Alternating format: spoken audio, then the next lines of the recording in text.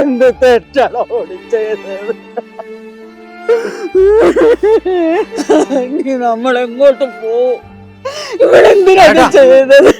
എന്താ പ്രശ്നം? മോനെ, ഞങ്ങൾ ഇവിടുന്ന് പുറത്താക്കി വാതിലടച്ച്.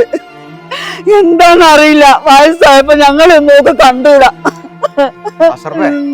ഇത് കൊറേ കാലമായി തുടങ്ങിയിട്ട്. നമുക്കിത് ഇങ്ങനെ വിട്ടാ ഞാൻ പോലീസ് സ്റ്റേഷനിൽ വിളിക്കാൻ പോവാ. ഹലോ, പോലീസ് സ്റ്റേഷനല്ലേ?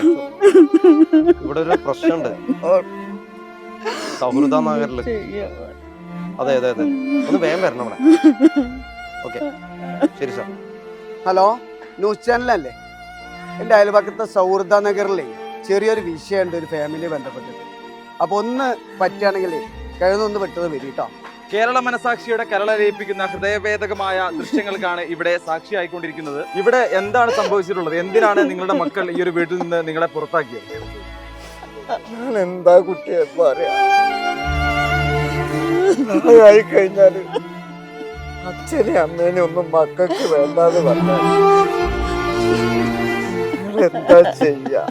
ഇത് നിങ്ങളുടെ വീടല്ലേ മോനെ? ചോര നീരാക്കി ഉണ്ടാക്കിയത് അതൊക്കെ. എന്റെ മോൾ ഓരോ ആവശ്യം പറയുമ്പോ എഴുതി കൊടുത്ത് അതിന്റെ കുട്ടീന്റെ പേരില ഓക്ക് കിട്ടേണ്ടതൊക്കെ കിട്ടിയപ്പോ ഞങ്ങള് പുറത്തായില്ലേ?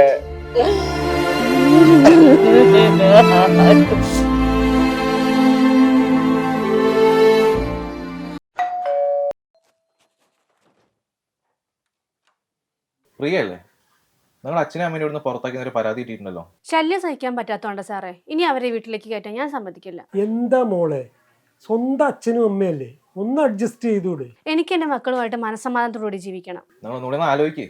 വെറുതെ കോടതിയും കേസൊക്കെ ആയിട്ട് നടക്കേണ്ട ആവശ്യമുണ്ടോ? സ്വന്തം അച്ഛനും അമ്മയില്ലെന്നുണ്ടെങ്കിലും എനിക്ക് എന്റെ ജീവിതമാണ് സാർ വലുത്. എന്നാ ശരി, ആയിക്കോട്ടെ, കോടതി കാണാം.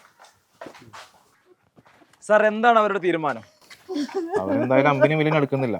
നിങ്ങളുടെ കോടതി നിയമങ്ങളൊക്കെ ഉണ്ടല്ലോ, നമുക്ക് നോക്കാം.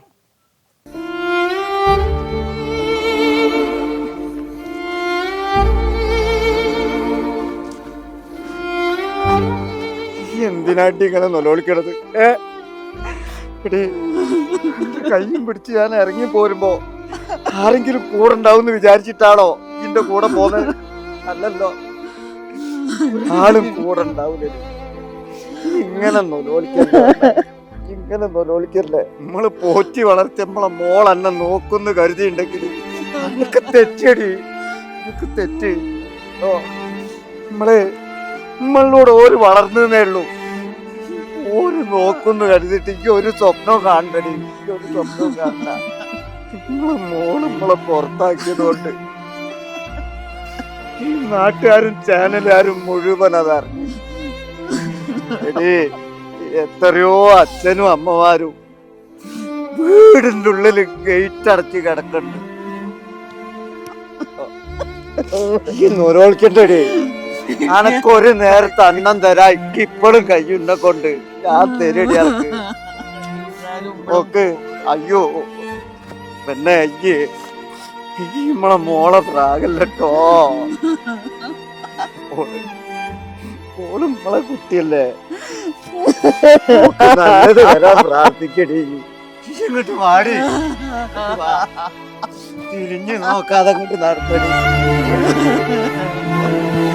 മോളെ.